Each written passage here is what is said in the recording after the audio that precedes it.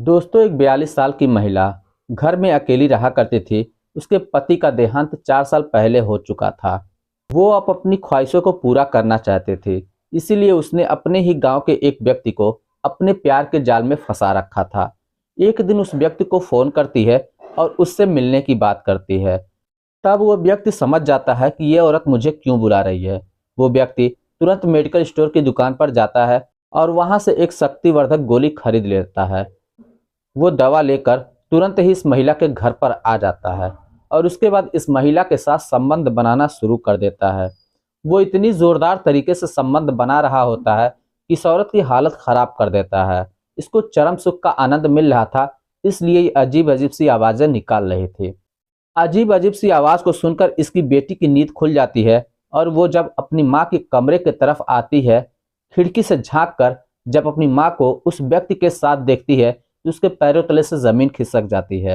उसकी आंखें फटी की फटी रह जाती हैं, लेकिन वो कुछ भी नहीं कहती और चुपचाप अपने कमरे में फिर वापस सोने के लिए चली जाती है।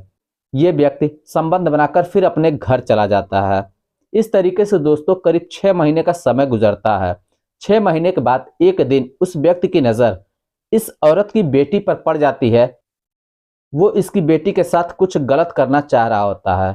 तब माँ बेटी मिलकर उस व्यक्ति के साथ एक ऐसा कांड कर देती हैं जिसकी कोई कल्पना भी नहीं कर सकता। जी हाँ दोस्तों, जब आप लोग सुनेंगे तो शायद आप लोगों को बहुत हैरानी होगी।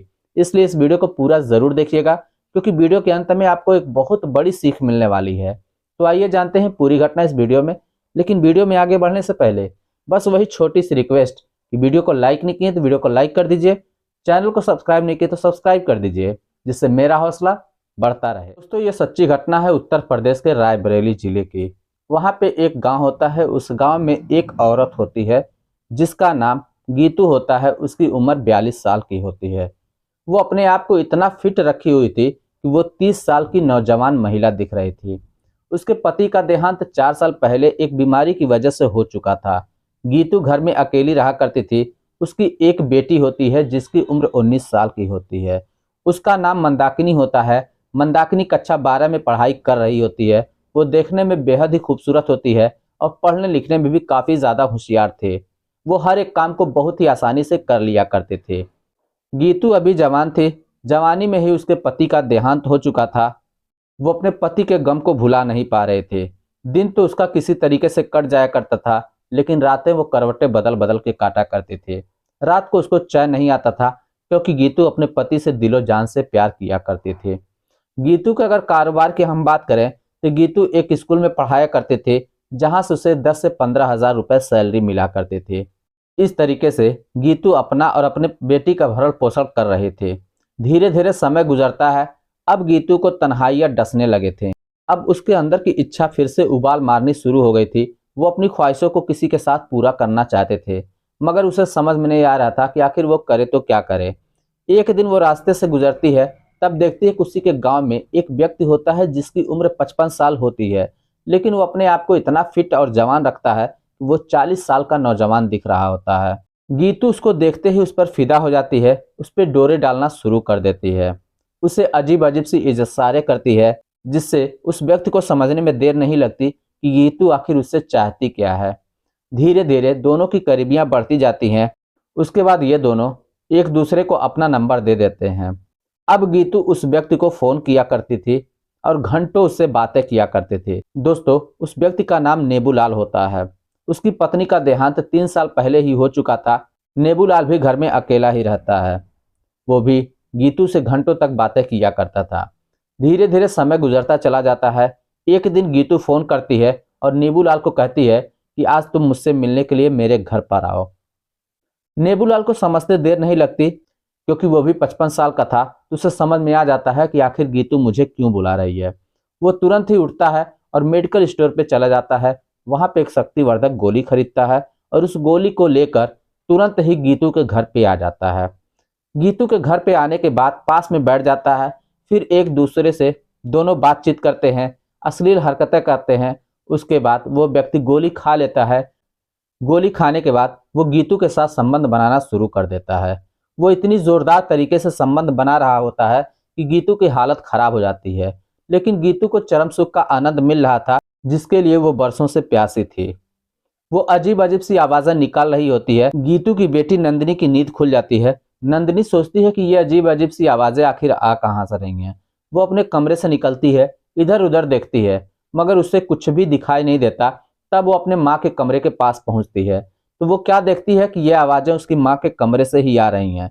मगर दरवाजा बंद होता है, इसलिए बगल में एक खिड़की थी। वहां से जब वो झांक कर देखती है तो उसके पैरों तले से जमीन खिसक जाती है। उसकी आंखें फटी की फटी रह जाती हैं। करीब 1 घंटे तक वो इन दोनों का कार्यक्रम देख रही होती है। उसके बाद जब जानती है कि यह व्यक्ति अब बाहर निकलने वाला है, तब नंदिनी दबे पांव अपने कमरे में जाकर फिर से सो जाती है। यह व्यक्ति निकलता है, फिर अपने घर चला जाता है। इस तरीके से दोस्तों गीतू और नीबूलाल का कार्यक्रम 6 महीने तक चलता रहता है। 6 महीने के बाद एक दिन नीबूलाल गीतू से मिलने के लिए उसके घर में दोपहर के समय में ही पहुंच जाता है। लेकिन दोपहर में उसकी बेटी केवल मंदाकिनी ही घर पे रहती है। गीतू स्कूल पढ़ाने के लिए गई होती है। तब वो व्यक्ति मंदाकिनी के पास में ही बैठ जाता है और उससे बातचीत करने लगता है। इतने में गीतू घर पे आ जाती है। जब वो अपनी बेटी के पास नेबूलाल को बैठे हुए देखती है तो वो आग बबूला हो जाती है। वो नेबूलाल को उल्टा सीधा बोलना शुरू कर देती है, गाली गुप्ता देना शुरू कर देती है और नेबूलाल को घर से भागने के लिए कहती है कि आज के बाद तुम मेरे घर पे कभी भी मत आना। अगर तुम इधर आ गए तो फिर समझ लेना मुझसे बुरा कोई होगा नहीं। किसी तरीके से नेबूलाल को वहां से भगा देती है। नेबूलाल अपने घर पे चला जाता है। लेकिन नेबूलाल सोचने लगा था कि गीतू ने किस तरीके से उसकी बेइज्जती की है। उसने सोच लिया था कि इसका बदला वो जरूर लेगा। दोस्तों समय गुजरता जाता है। एक दिन फिर मौका पाकर नेबूलाल गीतू के घर पे पहुंच जाता है। गीतू स्कूल में पढ़ाने के लिए गई हुई थी। मंदाकिनी ही घर पे रहती है। तब वो मंदाकिनी के पास में बैठकर उससे बातचीत करने लगता है और उसके साथ अश्लील हरकतें करना शुरू कर देता है। मंदाकिनी भी समझ जाती है कि आखिर यह व्यक्ति मेरे साथ क्या करना चाहता है। उसे पता चल चुका था कि ये जो मेरी माँ के साथ कर रहा था वही चीज ये मेरे साथ भी करना चाह रहा है। मंदाकिनी भी इसका विरोध नहीं करती, उसे भी अच्छा लग रहा था। तब नेबूलाल मंदाकिनी को लेकर कमरे की तरफ जा रहा होता है, तब तक गीतू वहां पे आ जाती है। गीतू नेबूलाल को डांट फटकार लगाती है, गाली गुप्ता देती है और उसे धमकाते हुए कहती है कि मैंने तुमको मना किया था ना, लेकिन फिर भी तुम इधर आए। तुम ऐसे नहीं मानोगे। अगर तुम यहाँ से जाते नहीं हो तो फिर समझ लेना मुझसे बुरा कोई होगा नहीं। उसको डांटते फटकारते गाली गुप्ता देते हुए उसे घर से फिर से भगा देती है। नेबूलाल वहां से फिर से घर चला आता है। अब इधर गीतू सोचने लगती है कि इसकी नजर तो मेरी बेटी पे पड़ गई है। अब क्या होगा, इसका कुछ न कुछ बंदोबस्त तो करना ही पड़ेगा। वो अपनी बेटी को भी डांटती फटकारती है और उसे समझाती है। तब गीतू अपने दिमाग में एक खतरनाक प्लान बनाती है। उस प्लान के अंतर्गत अपनी बेटी को भी शामिल कर लेती है। एक दिन रात को करीब 11 बजे वो नीबूलाल को फोन करती है और उससे मिलने की बात कहती है कि तुम मेरे घर पर आओ। नीबूलाल समझ नहीं पाता और वो समझता है आज भी लग रहा है वही काम करना होगा, इसलिए वो तुरंत फिर से जो है मेडिकल की दुकान पे जाता है और वहां पे शक्तिवर्धक गोली ले लेता है। उसको लेने के बाद फिर वो गीतू के घर पे आ जाता है। जैसे ही नेबूलाल कमरे में पहुंचता है तब तक कमरे का दरवाजा बंद कर दिया जाता है। गीतू और मंदाकिनी डंडे से मार मार के और उसका गला दबाकर उसकी हत्या कर देते हैं। जब वो व्यक्ति मर जाता है तब माँ बेटी दोनों परेशान हो जाती हैं कि आखिर बॉडी का किया क्या जाए। बॉडी को किसी तरह से उठाकर घर से कुछ और दूरी पर एक गड्ढे में ले जाकर फेंक देती हैं। उसके बाद आके घर पे ऐसे सो जाती हैं जैसे कुछ हुआ ही ना हो। उधर जब सुबह होती है, राहगीर उस रास्ते टहलते हुए जाते हैं। वो नेबूलाल की लाश पड़ी हुई देखते हैं तो उसी में से एक व्यक्ति पुलिस को फोन कर देता है।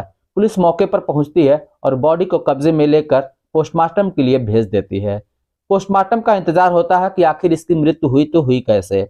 जब पोस्टमार्टम की रिपोर्ट आती है तब पता चलता है कि नेबूलाल की गला दबाकर हत्या की गई है। अब पुलिस छानबीन करना शुरू कर देती है, लेकिन पुलिस को कोई सुराग नहीं मिल रहा होता है। वो चारों तरफ इधर उधर ढूंढ रहे थे, लेकिन उसका कुछ भी पता नहीं चल पा रहा था कि आखिर नेबूलाल की मृत्यु हुई कैसे। कुछ दिनों का समय गुजर जाता है।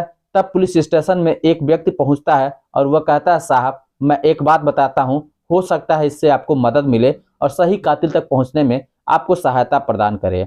पुलिस उससे पूछती है कि आखिर बताओ तुम क्या कहना चाहते हो। तब वो व्यक्ति कहता है कि मेरे ही गांव में एक औरत है जिसका नाम गीतू है। नीबूलाल हमेशा उसके घर पे जाया करता था। पुलिस तुरंत हरकत में आती है और फिर गीतू के घर पे पहुंच जाती है। गीतू से पूछताछ करती है तो गीतू बताने लगती है कि हाँ, नेबूलाल से मेरा नाजायज संबंध था वो मेरे घर पे अक्सर आया जाया करता था, लेकिन उसकी मृत्यु कैसे हुई ये मुझे नहीं पता है। पुलिस को इसके सिवा कोई और जानकारी नहीं मिल पाती, इसलिए पुलिस वहां से वापस चली आती है। पुलिस सोचती है कि आखिर पता कैसे किया जाए। तब पुलिस के दिमाग में आता है कि क्यों ना गीतू के और नेबूलाल के दोनों के कॉल डिटेल चेक किए जाएं। जब दोनों का कॉल डिटेल चेक किया जाता है तब पता चलता है कि गीतू और नेबूलाल घंटों घंटों तक बातें किया करते थे। नेबूलाल का जब अंतिम मोबाइल का लोकेशन ट्रेस किया जाता है तो पता चलता है कि वो 11 बजे के समय में गीतू के घर पे ही लोकेश था। उसके बाद वहां से फिर जाकर वो गड्ढे तक मिला। अब पुलिस को पुख्ता यकीन हो जाता है। पुलिस तुरंत ही फिर गीतू के घर पे पहुंचती है और गीतू से पूछताछ शुरू करती है, लेकिन गीतू फिर भी वही जवाब दे रही थी। तब पुलिस गीतू को पकड़कर थाने लेकर आती है और जब यहाँ डंडे की बरसात होती है तब गीतू सब कुछ सच सच उगलना शुरू कर देती है।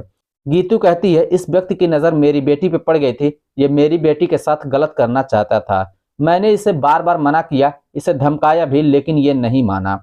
उसके बाद मजबूर आकर मुझे ऐसा कदम उठाना पड़ा। पुलिस ये बात सुनकर हैरान हो जाती है और तुरंत ही उस पर चार्जशीट दाखिल करती है। उसे एक तगड़ा सा धारा लगाकर दोनों माँ और बेटी दोनों को गिरफ्तार कर लेती है और उसके बाद फिर जेल भेज देती है। उन दोनों को उम्र कैद की सजा हो जाती है। तो दोस्तों ये रही कहानी। इस कहानी को सुनाने का मतलब किसी के दिल को ठेस पहुंचाना नहीं था, किसी के भावनाओं के साथ खिलवाड़ करना नहीं था। बस आप लोगों को सचेत और जागरूक करना था कि आप लोग सचेत और जागरूक रहें ताकि किसी के साथ ऐसा ना हो, वरना जान भी जाएगी और जहान भी जाएगी।